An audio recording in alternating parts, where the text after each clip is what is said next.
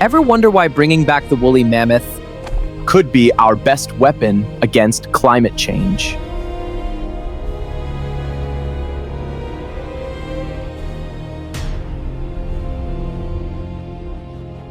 And I wonder if we're about to spend billions creating a lonely, confused, furry elephant that has no home to go back to.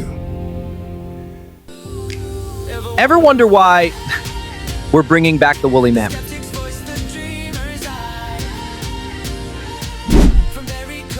Dad, forget Jurassic Park. This isn't about building a theme park. This is about planetary restoration. A company called Colossal Biosciences is leading the charge. And their goal isn't just to resurrect an icon, it's to resurrect an entire ecosystem. 10,000 years ago, much of the Arctic wasn't the boggy tundra we see today.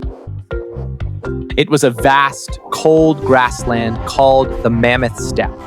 It was maintained by huge herds of megafauna, especially mammoths. They were ecological engineers. By grazing, trampling snow, and knocking down trees, they kept the grasslands thriving. When they disappeared, the ecosystem collapsed. Moss and shrubs took over, creating a thick, insulating layer over the ground. Now, with global warming, that insulation is preventing the winter cold from penetrating the soil, accelerating the thaw of the permafrost, and releasing massive amounts of trapped carbon and methane. So you're saying mammoths were basically giant, walking air conditioners? In a way, yes. The theory is, if we bring them back, they can restore that ancient ecosystem. Their grazing would bring back the grasses, and by punching through the snow in winter, they'd allow the extreme cold to refreeze the ground, helping to keep all that carbon locked away. And the technology to do it is incredible. It's not cloning because we don't have a living mammoth cell. Instead, scientists are using gene editing. The Asian elephant is the mammoth's closest living relative, sharing 99.6% of its DNA. Colossal is using CRISPR to edit the elephant's genome, swapping in the specific mammoth genes that gave it its key cold adaptation traits. A thick layer of insulating fat, shaggy hair, smaller ears to prevent heat loss, and even a special type of hemoglobin that was more efficient at delivering oxygen in the cold. So it's a genetically modified, cold-resistant elephant. A mammophant. Exactly. A proxy species that can fill the same ecological niche. And here's the best part. The research has direct benefits for the endangered Asian elephants we have today. While developing these technologies, Colossal is also working on ways to fight deadly elephant viruses like EEHV and creating advanced reproductive tools that can help conserve all endangered megafauna, from elephants to rhinos.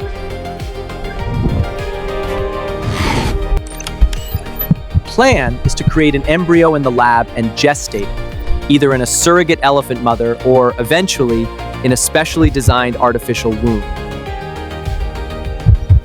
They've already made progress creating woolly mice with mammoth-inspired hair growth genes as a proof of concept. They believe they can have the first calf born by 2028.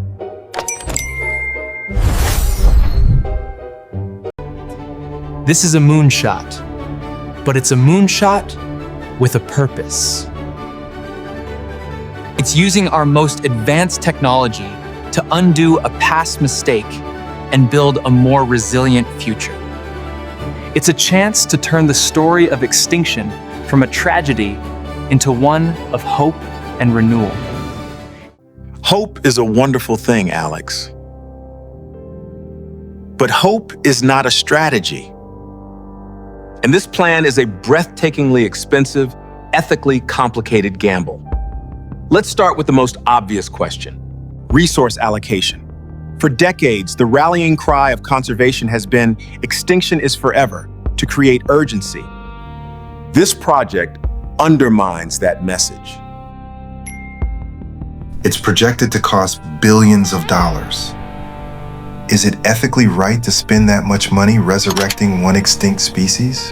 When thousands are on the brink of disappearing right now, that money could protect habitats for countless living animals.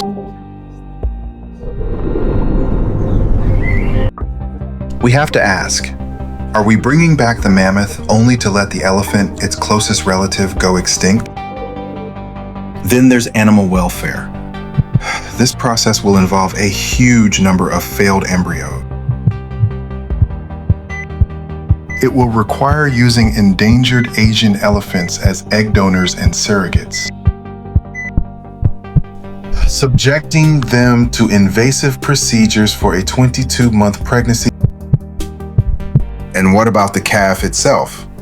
It will be the first of its kind, with no mother or herd to teach it how to be a mammoth. It will be born in a lab, a scientific curiosity. What kind of life is that?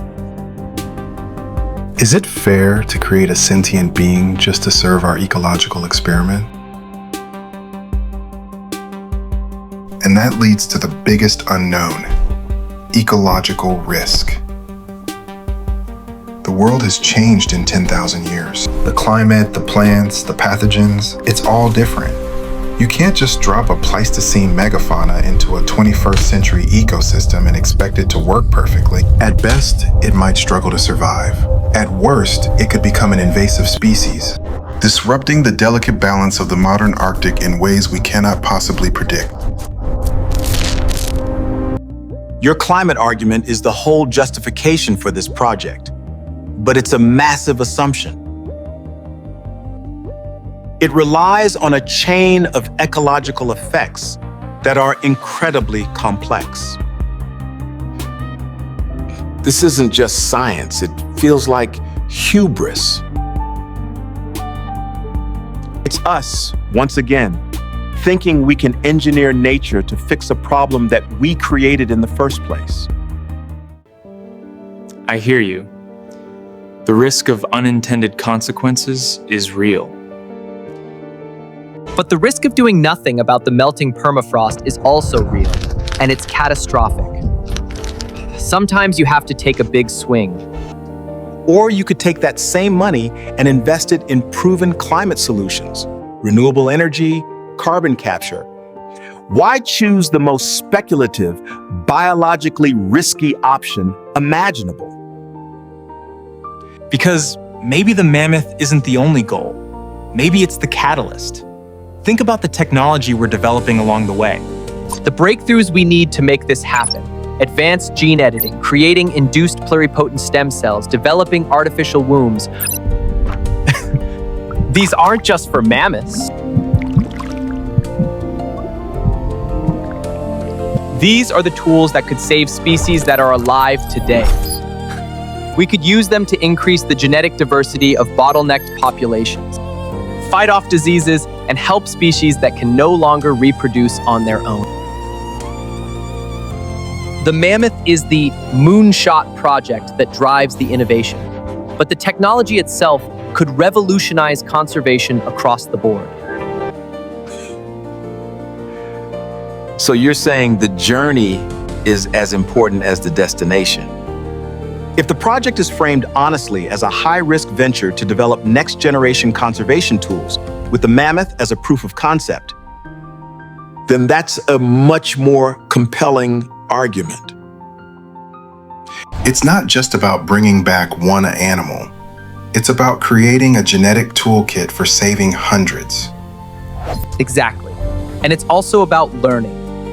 By resurrecting these genes, we can study them. We can understand mammoth hemoglobin and how it worked in the cold, which could have applications for human medicine. We're not just bringing back an animal. We're bringing back a library of biological information that's been lost for millennia. Okay, I can see the value in that. The key then is that success can't be defined only by the birth of a healthy calf. Success has to be measured by the tangible benefits we create for living species along the way.